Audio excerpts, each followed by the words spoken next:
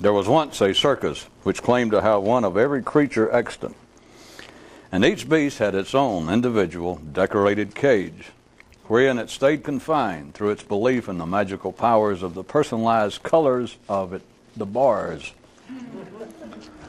The bars were invisible, but that didn't matter, for the name of the circus was Earth. One man told his mind, "I'll shut up if you will," to which it replied, "You gotta be kidding."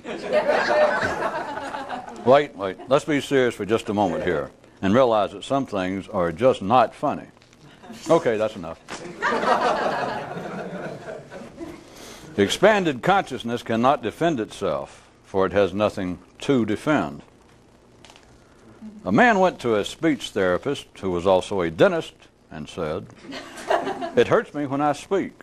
And the expert replied, "I think the answer to that one is pretty obvious." Next, today's proverb update. God must have had very little faith in man's original intellect. That's why he made it so sticky. One man hollered, "Help! I'm being held hostage." And his mind quickly responded to his aid and asked, "By whom?" And he said, "I wasn't talking to you." Query, why would he say that to proffered assistance?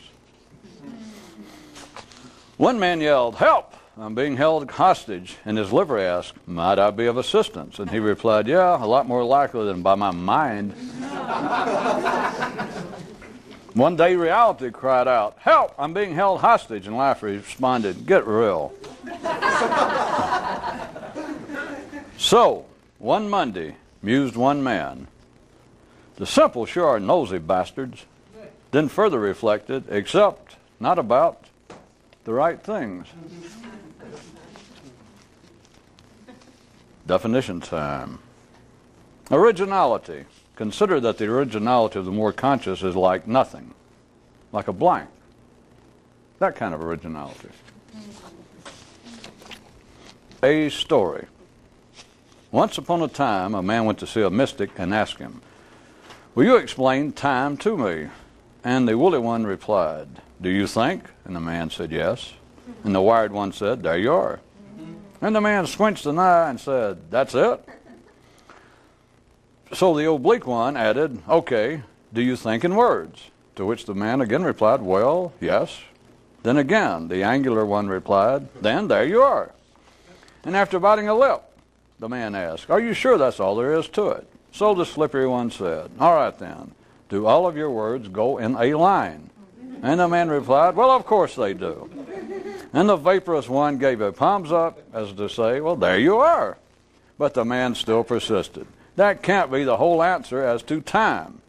So the whatchamacallit bent down to pick up this real big stick, and the man quickly jumped back saying, "Oh, no, you don't. I've read plenty of stories of people like you finally hitting people like me in the head for asking questions like this." And the mystic beamed with expectation, asking the man, When did you read such stories?" And slapped me with a lotus-soaked chicken, but damn if the man didn't suddenly see the matter of time in a new light. But hey, what are stories for?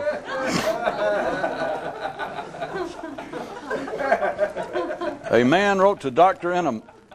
Enigma.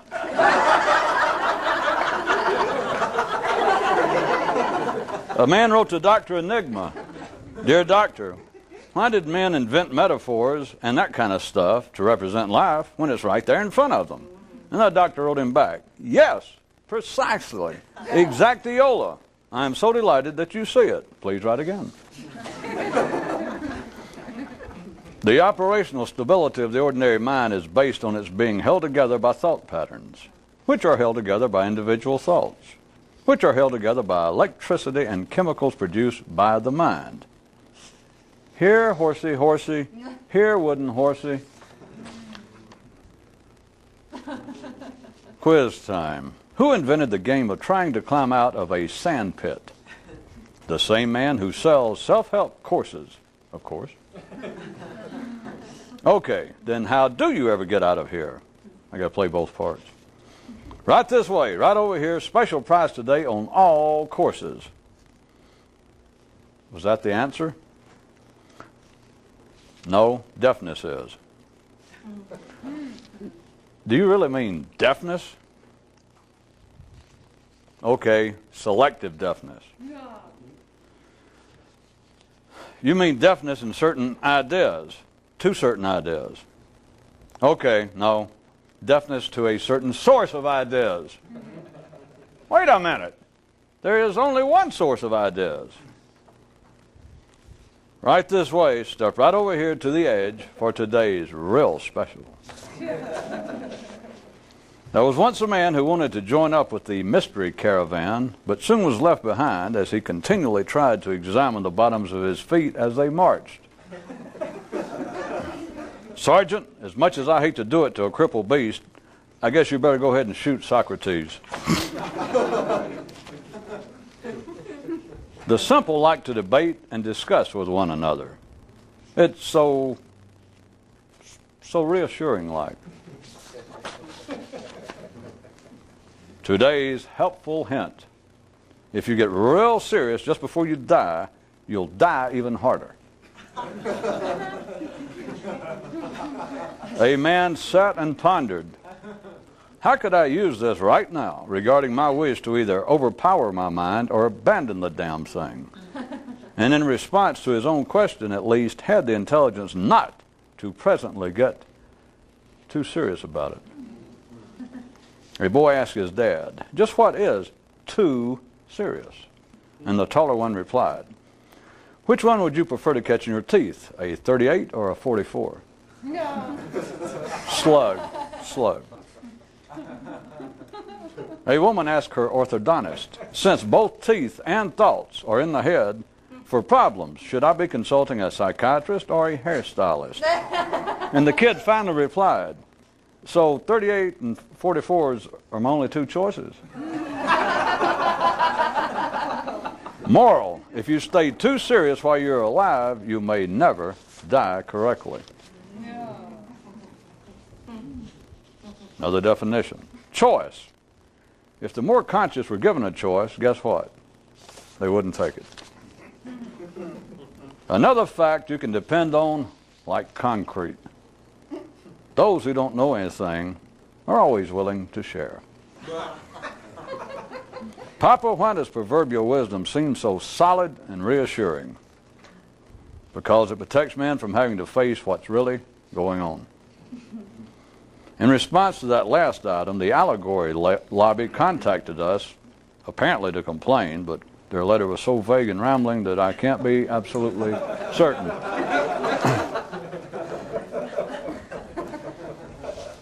Everyone who has a mind talks to themselves, and what it says doesn't matter. All that matters is whether you listen or not. The first man shouted, the noise is deafening. The second countered, nay, 'tis distracting. And the third yelled, it's maddening. And the fourth said, what? As he pondered the history of man's many approaches to the attempt to expand one's own understanding to some extraordinary degree, a man thought to himself, why be it so common for men who undertake this search to withdraw themselves from everyday life and go into a physical seclusion? Why is this, he wondered. Why is this?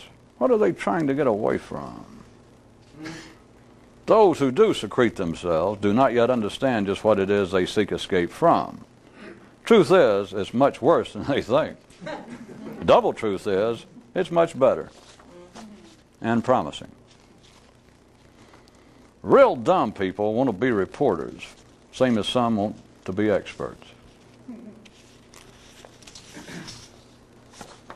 A man cried out, the conditions of life are killing me. That man hasn't got a clue. The child of a mystic one day wondered, why does no one care about this sort of stuff but my family? But my family. This child's name was Anomalous Nervous System. And in his uncommonness, he reveled and flourished. Hold on.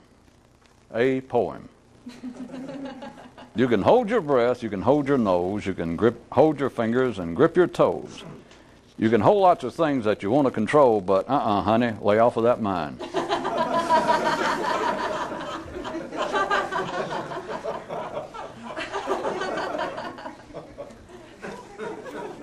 Let Go, a poem. Well, I think we better skip that one.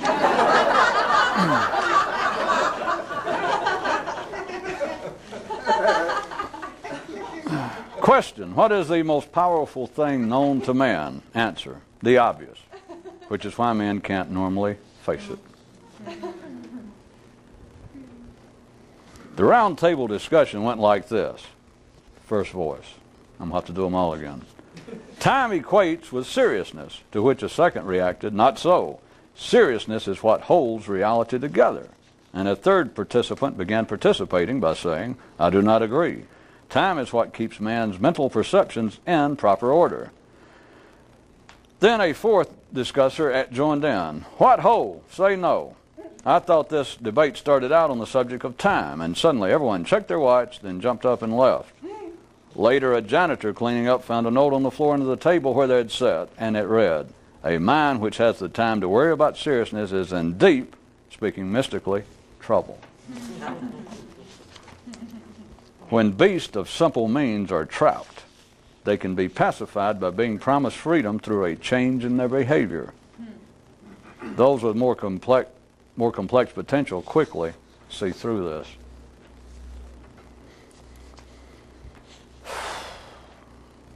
Eschewing normal forms of instruction and entertainment, one man said, listening to others think and talk makes me ill. Now to move on to the real problem of me.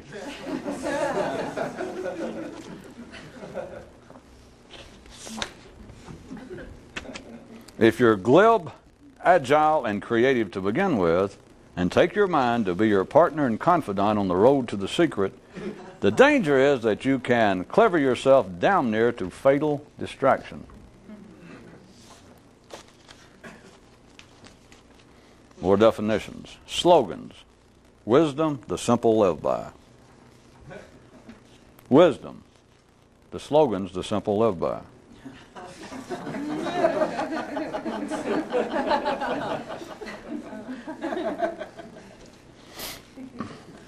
Thoughts. What the mind tells the more conscious they should think about until the Buddha doctor comes. Bullshit and nonsense. What the mind of the more conscious accepts, same as other important stuff. Today's dirty joke. I just read them. Once life started screwing man, just to make it more interesting, it covered the condom of reality with the grit that is man's mind.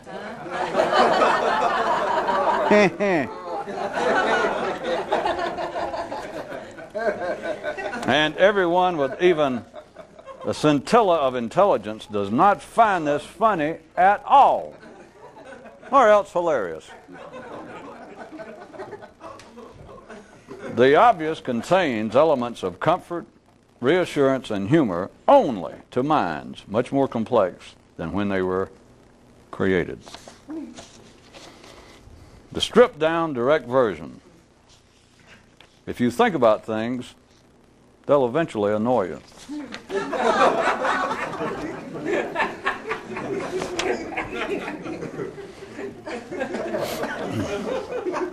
Medical update. 'Tis probably best that the weak remain simple of mind.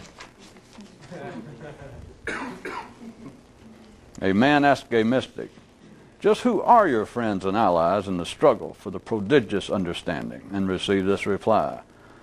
Look at yourself anew, from top to bottom, inside and out. Then watch the nature of your inquiry shift. Today's bomb for the unsteady. If you ever get off the bus, if you never get off the bus, you'll never really know just how stupid you are. Of course, if you did get off, that becomes just how stupid you've been. The difference between real mythical warriors and the imaginary sort is that the real ones know that there is no one to fight. Stopping his vehicle in, as close as was possible, the middle of the road, a man asked a cop, "How will I recognize the obvious when I see it?" And the officer replied, "You won't have anything to say about it." "Gee, thanks," and off he went. After many years of reading about, dreaming about, and yearning for great mystical adventures, magical mythical excursions, and legendary challenges and rewards, this one man, in the full bloom of his maturity and success in life, one day stood tall and declared to his mate, "Martha, I'm going to give it all up and go off on my own personal search for the secret of awakening." And she replied, "No, you're not. Now go sit back down. Supper's almost ready." And off he sat. A viewer turned to his hamster and said, "Waldo, you reckon that was another one of them stories that ain't really about what they seem to be about, but are actually about the kinds of things that go on inside a man's mind, and he just won't normally notice it?" And Waldo just grinned that certain grin that only small rodents can pull off.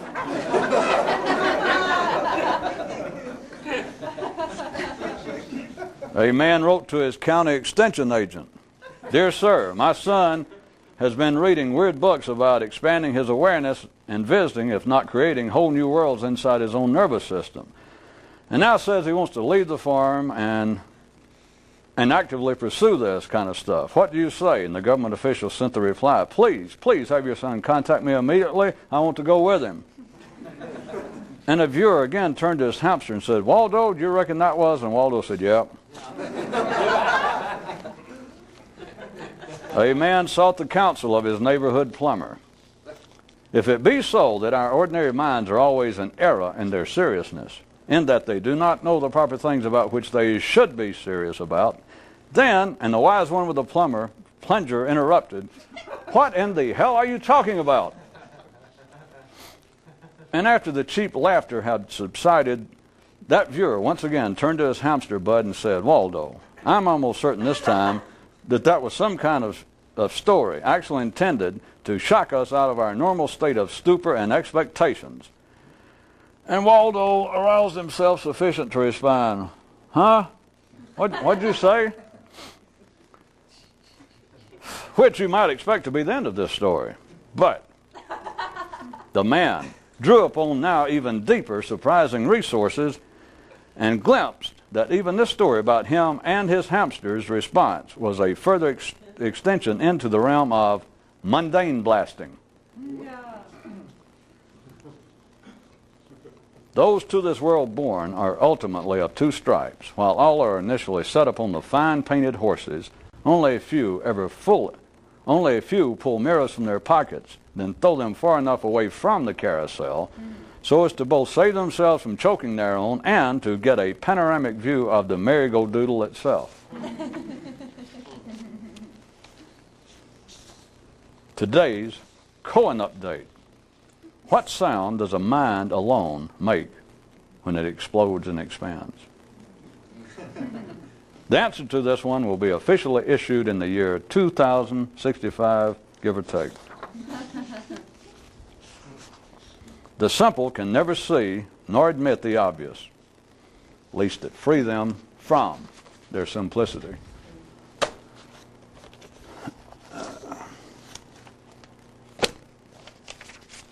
It's a day full of news, isn't it? Well, sure, if you make it up, it is. No need to get testy.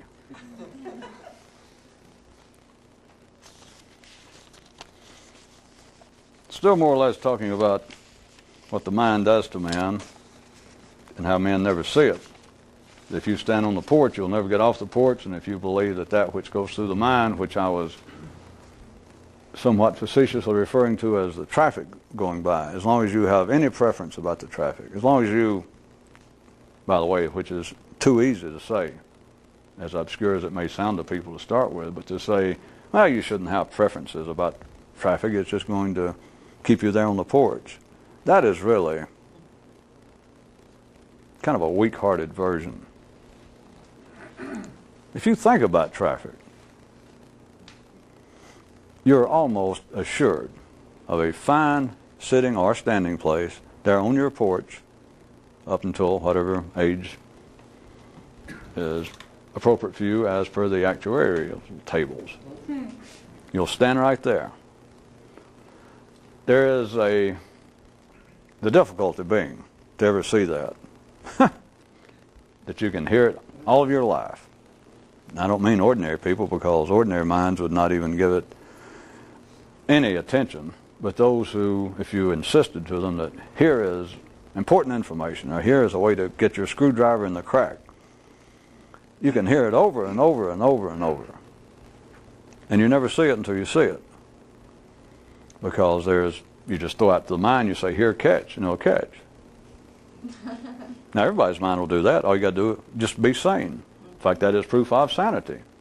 Assuming that whoever throws out the ball, or whatever it is they're tossing, is sane themselves. That is part of the middle of the parade of human, what do you call that? Movement. But somebody always gets upset to hear it called evolution or progress. If an ordinary mind, as a full-fledged, decent representative of life, throws out, tosses the mind a ball that will catch it, that is the basis of ordinary intelligence and sanity. But if you get a little bit further and people begin to hear some ideas through reading or gossip, or that there is another way to use the mind, then they can believe, well, what I'm looking for is some secret, obscure source to toss me out an extraordinary ball. Because you stand around and you invite priests, rabbis, religion, politics, arts, your family, community wisdom, the world of academia, you invite them, toss it to me. So they toss it to you, and you catch it, and it's never right. So those who believe that they would be off on some magical quest, the would-be mystics, believe that what's lacking is for someone to toss them a ball that's unknown. Well, that sounds fine. But the sad fact is that as long as you will catch a ball, you're done for.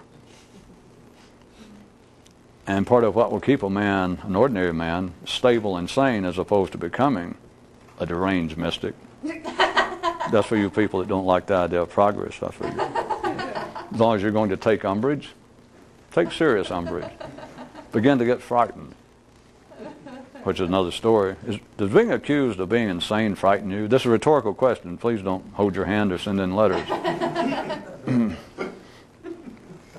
But does being accused is pretty easy. Just someone begins to insinuate. They begin to talk about insanity, and they keep cutting their eyes, you think, in your direction. I have a whole crowd of people. You're having a discussion. They keep talking about insanity, and they keep looking at you. Does that disturb you all, though? If it does, by the way, the little test I had in mind later on in the program, you may skip. You have already been graded. Crazy, crazy, crazy. Nuts, insanity. If you don't get way off the subject, that is the one kind of entrance test that has never been used by any mystical school. Since everyone likes gossip and kind of stuff you would never get out of books, that only someone liked stuff you'd never hear anywhere else. Out of all the tests that have been given to see if people will give up all their wealth before they come into the school, if they will denounce their religion, denounce their, some test, or will they stand there out in the cold indefinitely until the head of the school comes out and goes, oh, all right. All these kind of tests. And you can drag them out to the point that your mind would say, geez, if I could do that, or what kind of dedication, what kind of hunger would it take to put up with that? I'll tell you the real one. Is you find a mystical school. This would be the real story. This would be the history of a serious one. And some way you find it, and they let you come in and meet the dean or the chancellor or the head. And you give them your story. Like, I got over here and I traveled and gave up all this, and here I am. I'm dying. I want to join up. The guy said, well, I've heard this before, and I've got to tell you, we've had many years of experience, thousands, hundreds of thousands of people come through here. And he looks at you real close. He says, this is out of the ordinary, what we're up to. And you go, yeah, yeah. And he says, what we have to be careful of, and he looks more and more, he begins to lean over, is we sure do get a lot of, I'm talking about serious, dedicated crackpots in here. I'm talking about nut cities show up here. Little nutty-buddy clusters with feet. If he can keep that on and then begin to perhaps make notes, and you do something like you shuffle your feet, and he goes, oh, and he watches you shuffle your feet, or you pull your collar, look off, and he goes, you can hear him right, looks off. Swallows real hard. If you can stand there ad infinitum and put up with that, I say ad infinitum could either that or 4 minutes. Well, truth is, almost everyone whoever starts this at all, sooner or later, at one time, thinks, my God, I'm driving myself crazy with this. Which is, life looks after people, especially the weak. Use time tonight, Kurt. It was a medical update. It is probably best that the weak stay simple of mind. Just stay ordinary. Because life will look after you, and many people have been saved from spending the large chunks of the remainder of their life involved with activities such as this by simply deciding, once they can't seem to get anywhere, even if they believe that they have actually gotten on the train in Paris, they ride and they ride. They think that they've paid their ticket, and they think that they're trying to run down the aisle to even go faster. And they never seem to get there. And finally somebody else on the train, or they believe they hear somebody goes, that guy's acting crazy. And they think, oh God, I'm driving myself crazy for no reason. Well, just by God, screw all this, and they get off the train. They saved their sanity. Back to wherever we were.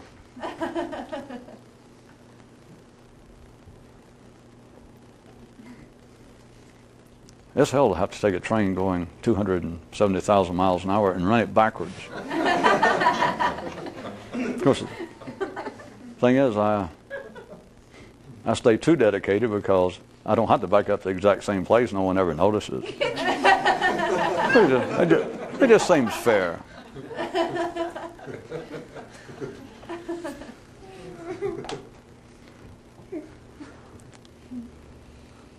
If you tell the mind, if you throw out an idea to the mind that seems to be extraordinary and it catches it, it believes that then perhaps, we're not going to try and describe in any way objectively, if it was possible, that the ball you threw out, the piece of knowledge, was in fact extraordinary. But let's say that you took it being still somewhere between sane and insanely hungry for the secret. And somebody tosses you out another ball that seems to be, when you catch it, because you have never felt the weight of such a missile. It doesn't feel the same, it doesn't look the same, it doesn't smell, and you think, I'm getting somewhere. It's such a sad report to have to bring to you, that as long as you stand there and hold that thing.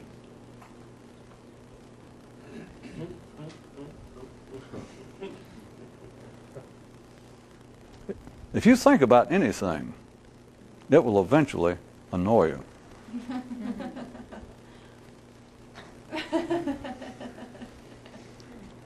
But it's so unusual. I've never heard an idea like this before. Now we fast forward a few months, a few years. The man's still clutching it because he's never found anything that extraordinary. But he begins to think, this damn thing's becoming a pain. It's in my way, I can't let go. It's beginning, it's not as, the original shine and patina seems to have worn off.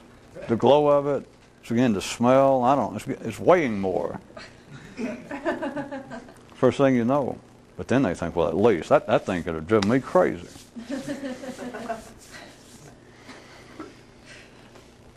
I was going to try and give you a wider way to look at how hard it is to ever get the peaking where it is.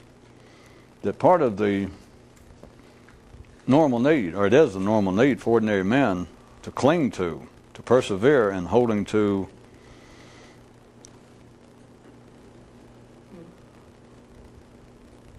a kind of serious feel for their background, for people to hold on to whatever was their religion, their culture, their nationalistic background. And it is important for the common thread of continuity vis-a-vis man's mind, because we're not talking about just the physical genetics of man, the animal, but this kind of perseverance, this vigorous claiming that one should uphold their family, their racial, their nationalistic, cultural, any sort of tradition that they have put a name on.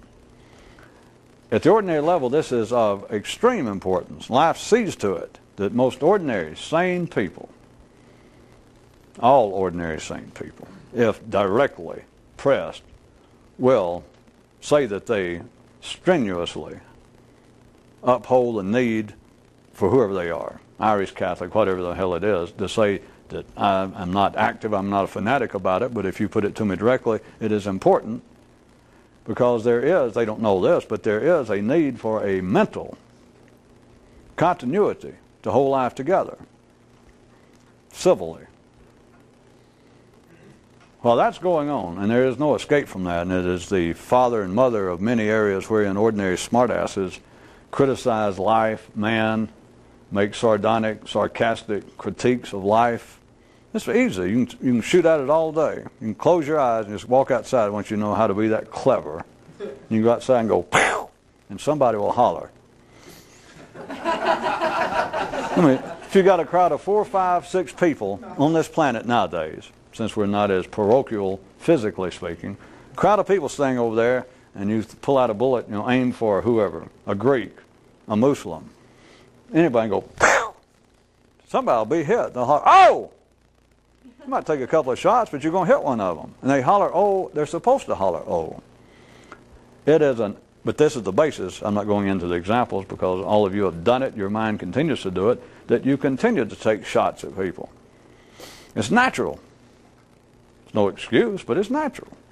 It is necessary. It's no excuse, but it's natural and necessary. That you uphold some form of, or that you are in some way chauvinistic in the widest sense of that word, that in some way you feel protective of, defensive of some group of people, some background.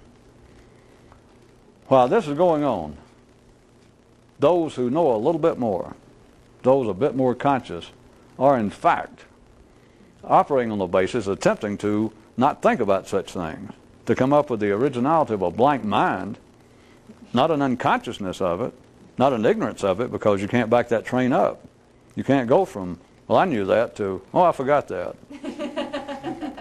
Oh, I didn't really know that after all. I don't even have to say that attempting that will produce severe tire damage trying to back up like that, because you can't. But while that is necessary, that the collective, that is one of the forms of sanity, that is one of the forms, one of the examples of decency on all levels. And I just gave you a wide range. It doesn't matter whether it's religious, nationalistic, cultural, none of it matters. But ordinary people, somewhere you can step on their toe, if you want to look at it that way, some way that you can finally start insulting a man or making crude remarks about race, religion, race being weaker. But now that men got a name for it, it's more than it appeared to be. But culture, all forms of background, you keep going like that, and finally man go, hey, come on. Come on. Because that is part of being normal, natural, and ordinary of mind. It is routine and it is necessary. While that is going on, people attempting to do this sort of thing are actually cutting themselves out of that chain, cutting themselves out of that collective web that is necessary for everyone else. The only reason I picked this out is an example from which men cannot escape, and they take it, whichever one or more than one, that they would find to be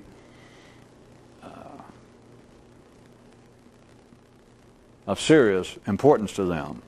Let's say their nationality and their religion, whatever it is. They take that to be, as they should, but they take it to be of a higher level than other things I could mention. Would you give an example? Well, sure. They would find it offensive, probably, if I compared that sort of chauvinistic attitude, that kind of upholding of some honor and tradition, the need, therefore, if I compared it to, well, let's see, joining Weight Watchers.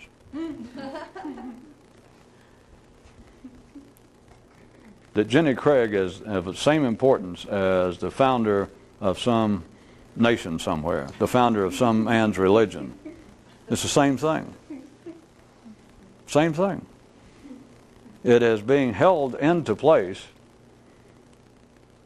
by the general collective web of the collective human consciousness, and as long as you are a part of it, you will be tugged by it. You will support part of it. It is, if you remember the drawing I did, surrounding the planet, running at the level of consciousness, it is like an unknown level of atmosphere that comes up somewhere between, 5 and 6 feet more or less would cover the earth, and it goes right through here. And if that is the level of your consciousness, then you're operating from the mind. You're operating from the mind with which you were born. It doesn't matter what you put into it. It doesn't matter what books you've read. You're still operating from the mind, and you're thinking about things. And if you think about things, some things seem more important than others. And if you try and point out to a person that Jenny Craig, does everybody know who that is? Or who's it? Richard Simmons? Mr. B, whoever established, who was the guy that started Alcoholics Anonymous? Any of those self-help programs. All of these are the same thing. I was just trying to find something that seemed to be potentially further afield and potentially offensive to ordinary simple minds, to say that Jenny Craig is of same significance as Abraham or Muhammad or Jesus. Bruno, what's his name, established Italy. Which was hard to do from the trunk of a car, but that was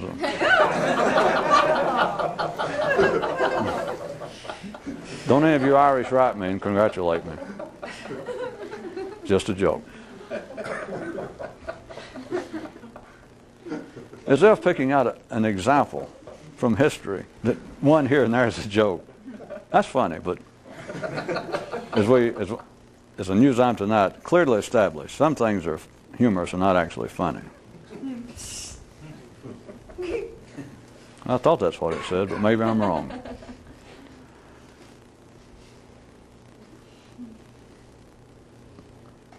As long as you operate by the mind, then you are a sitting duck, you are pre-sold, you are pre-qualified, as we say in the home improvement business.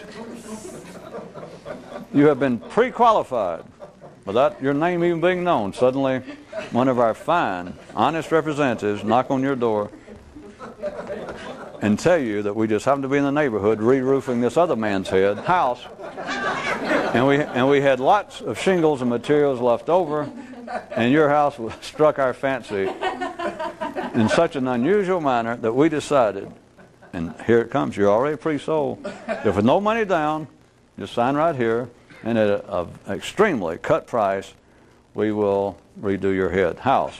We will do your house. Maybe even throw in your driveway if you resist at all. You are pre-sold as long as you take the mind to be you, be on the body. And by now, all you got to do is be all you people and anybody that owns a TV set. You're all qualified now. You all fit the mold that you can no longer back up. You cannot do the very things that keeps people going to see slasher movies, or that makes people enjoy sports, that makes people enjoy reading about crime, that makes people drink, is the desire to regress. Which, by the way, if you want to get off the subject again, I knew you did, is another sure sign of how sane and intelligent you are. Is you can be sitting around and sharing a drink with a table full of ordinary, civilized people, college-educated, professional people, and just make the comment. I don't mean it's a criticism. Let's say you're sitting there joining with them, and you turn around to someone and you say, do you realize that drinking, or I heard that somebody said that drinking, all it was a desire to become uncivilized, to regress. And you can have quite ordinary, sane people sitting there with their martini or whatever, and they'll stop. They go, that's not true. I mean, that's not true. And they will give you examples. Well, you might even have somebody say, I hear that. But now you're talking about people like winos. You're talking about severe alcoholics, people that cannot even function in society. Do you know who? I'm a judge. I'm an accountant. You know me. I am not an alcoholic.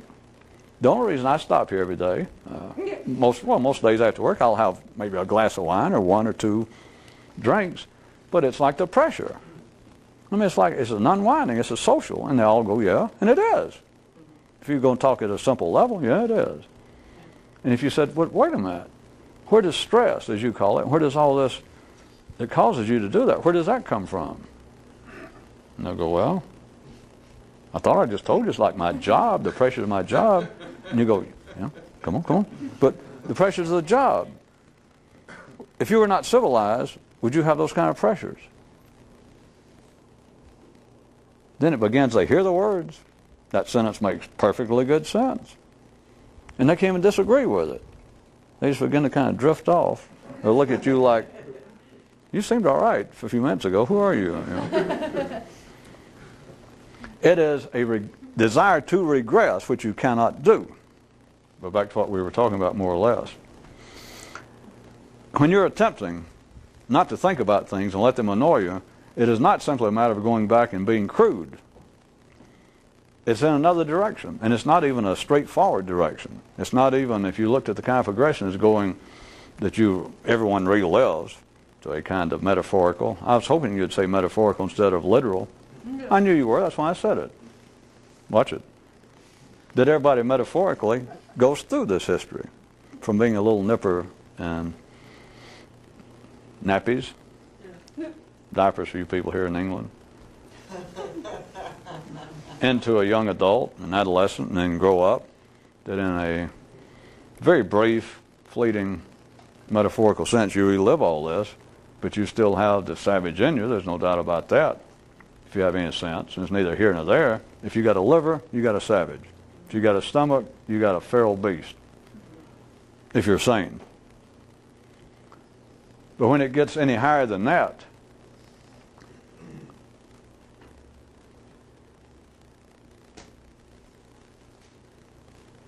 the things that you think about are ultimately of no consequence. The things that you think about, if you even come to the conclusion that some are of less consequence than others, that I'm going to have to shake my desire to be greedy, I'm going to have to in some way get over my continuing desire for revenge on people, all of those kinds of yucky things that even religion takes a swipe at. If you think that there's selective things that a man must give up thinking about, then you're being held captive in an invisible cage. But if you remember the first time tonight about a circus that claimed to have one of every creature extant, and that each beast had its own cage, and each cage was personalized, was individually decorated. And each beast stayed safely, calmly, pacified. And no one understands this, but through its belief that the individualization of its cage was of particular significance. You want me to give you a stripped-down version? Ordinary people do not mind being neurotic, psychotic, suffering, just as long as they can believe that it borders on a unique form.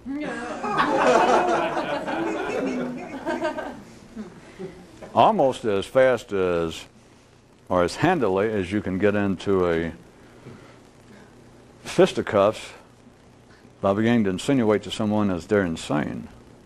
Almost as readily you can accomplish the same by simply asking somebody, get them going. It takes all of 2 or 3 seconds about, how you feeling? What's new? And so they begin to tell you their problems. Maybe about their having the shingles. We already covered that. The gout, the migraines. And you encourage them a little bit, and you go, yeah, I've got sore muscles, but, Jesus, sometimes I feel like that the kind of emotional, the pressures are worse than anything. Just give them a hint. And they go, oh, and then they tell you. In other words, somebody tells you their sad life story. If you want the chance of getting involved with a knuckle tango even quicker than questioning their sanity is listen, give them a hearing, and then wheel out their sad, guiding light or young and restless, whatever it is, their sad soap opera of a life about all the things going on. And once they get through, go, yeah. Show that you understand, that you were listening. But then, treat it as though, that is so humdrum. Half the people I know are going through that. That is, people find that very offensive. We don't have to say people. You think about it. That if you tell this terrible tale, not just physically, but even that will upset people. If you tell some tale, this sounds cruder. And if I didn't realize how sharp you people were, I wouldn't do this. But this is the way people get out normally. Ordinary minds weasel out of it. If you said something, if they gave you a physical piece of bad news, that they're brokenhearted because their father just died. And let's say that they're middle-aged people at least. And you think, if you don't say, you think, well, hell, everybody I know, including me, their father's dead. And why are you begging for sympathy? Personal sympathy. Why are you making such a deal out of it? It's horrible, but show me somebody's father who hasn't died or who's not going to. Now, if you did that, which would be just absolutely useless and simple-minded, but if you did that, you understand an ordinary mind can then get out. Because as long as you give the ordinary mind something that's down on the physical level, they can always find a way out. They can always reject it, get through it, ignore it. But if they present you with some problem that's they would call it of an emotional basis, about broken love affair, I guess that's about as good as any. And it's just this horrible thing. The man or woman, whoever it is, tells you about how faithful they were and all that they've done to hold together this relationship. Or maybe it's about one of their family members, some child. About what a decent, hard-working, caring person they've been, blah, blah, blah, blah. And now they tell how my wife stole everything from our bank account, ran off with my best friend. Just this horrible story. Did I make it horrible enough? I don't know what. Maybe I forget sometimes what's horrible in everyday life. But anyway, something horrible. Or if you want it stronger, they start telling you, I'm not talking about somebody who is neurally, genetically damaged enough. I'm talking about someone who claims that their only problems are emotional. Just as ordinary psychological party talk would have it of my childhood traumas and my non-incapacitating phobias and etc. And they begin to really weave these kind of tales that people do nowadays that my mind is almost driving me crazy, is the basis of it. And you listen to it, all their gory details about how horrible, and they stay up at nights, and they're considering having to start taking antipsychotic drugs, and they go, yeah, and they get through, and you go, that's it? You went to Jesus, half the people I know are worse shape than you. People do not like that, to say the least. I was going to leave it to you at no prize offered tonight as to why is that? If you think about anything, you can't let go of it. It will eventually annoy you. It will eventually turn on you. That's why people can believe that they found, I'm almost there.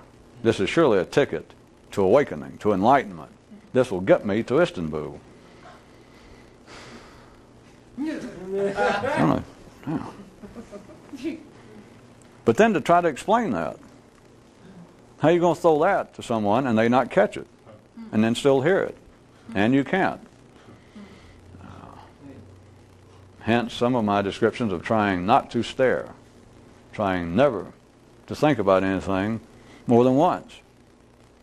That at least when you hear the ball thrown out, the idea thrown out about, here is what's been lacking, and you catch it and you go, uh-oh, I fell for it again. You didn't fall for it. To hear it, you had to catch it. But you don't have to stand there and hold it. Now, you can't drop it, but you can go.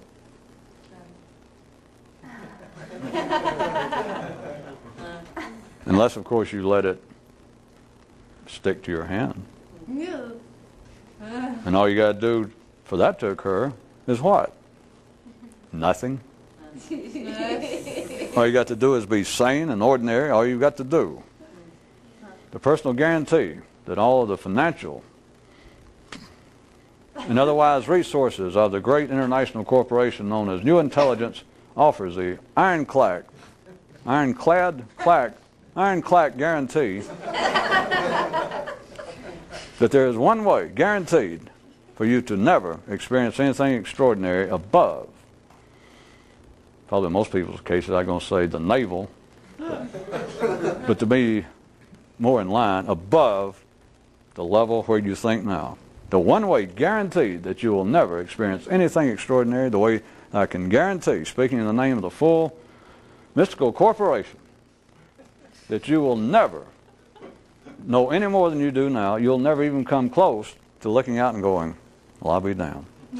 You'll never know what's going on in life. You'll never know the secret. You'll never know what awakening, liberation of the mind, enlightenment. Guaranteed, the way to keep from that is to do whatever you're doing now with your mind. Then again, we'd have people, besides the insanity and dismissing their individual problems, then you'd have people go, wait, even if I accept that, even if that strikes me as having some serious validity, may I speak to you personally, or may I raise a question here? You said that was a blanket statement, but you don't know what I personally do with my mind. And Dr. Enigma, you remember what he said to that gentleman who wrote him? He said exactly. Well, he said precisely, exactorama, surprised, delighted that you got it, please write again. I assume that you surmise the same as me, that the man never wrote him again.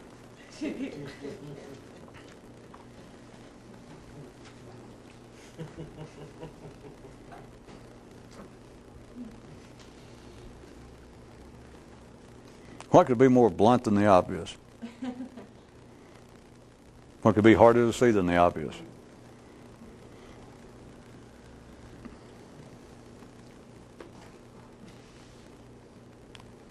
Should we take additional time and think about it?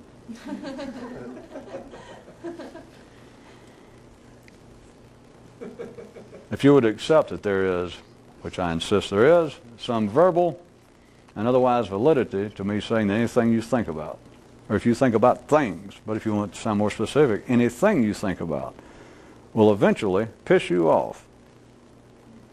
If you take that to have any validity, where does that leave thinking? And the mind will still insist, no. I mean, it's either a trick or you don't know what you're saying. You name listening to what you say, because that cannot be. I know it.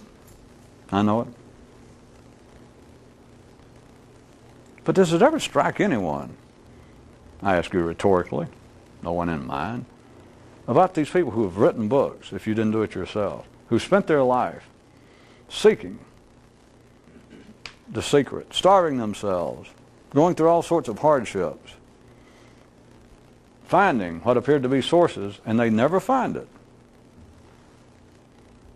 Of course, you're ordinary. I guess you just file it to a new level of, in your conspiracy theory notebook. Aha! They're hiding it even deeper. Yeah. But it never strikes anyone that that's curious at all. To begin with, when you were a child, let's say that you were a teenage would-be mystic, I know it was fascinating. For one thing, it gave you an excuse that you thought if I could to daydream that if I ever get rich, instead of just being an ordinary rich person, I'll be a rich person out seeking the great mystical secret. I'll be able to afford not to take a cargo boat to India or Ceylon. I'll have my own jet and fly over. I'll do it right. But once you get past that, what's your excuse after you get somewhat past your teen years? And through all your reading, everything else you do, you can't ever find the secret. Everybody keeps saying, it's over here, come over here, and you never find it. And I'll again assume that you're just at the ordinary level, well read enough to know that you are in mucho deep, widespread company throughout history. Why have all those people who write about it that you ever read about, or ask yourself, why does no one ever finally come to the place and think, this sure is curious? Am I such an egomaniac, to put it in street terms, to believe that this great mystical secret work and these great mystical secret people hiding somewhere have in some way singled me out to specifically hide it from me. I'm just sure that you just positive other people just seem that, oh yes, I met Yogi so-and-so, or you're reading a book, some guy says, if you'd been here when Buddha was alive, or when Swami so-and-so. And so you're convinced that people have done it.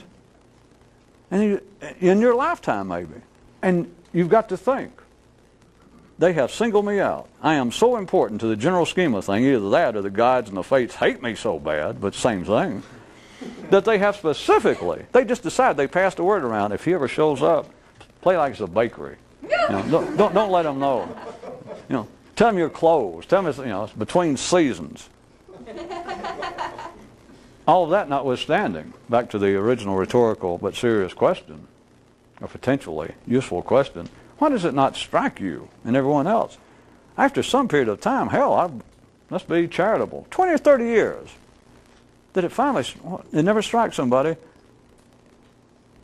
this idea of it being hidden is getting a bit out of hand. Something is curious here. I mean, I'm intelligent, I'm well read. How can they keep hiding it? Why do they hide it? No, that's dirty, because I'll give you a way out again. It's too powerful. Yeah. Too dangerous. Yeah. I'll leave you then with our medical alert and update. It's probably better that the weak remain simple, ordinary, just operationally dazed, not disoriented enough to keep you from finding your way to work and to the bank, but not upset enough to actually do anything out of the ordinary.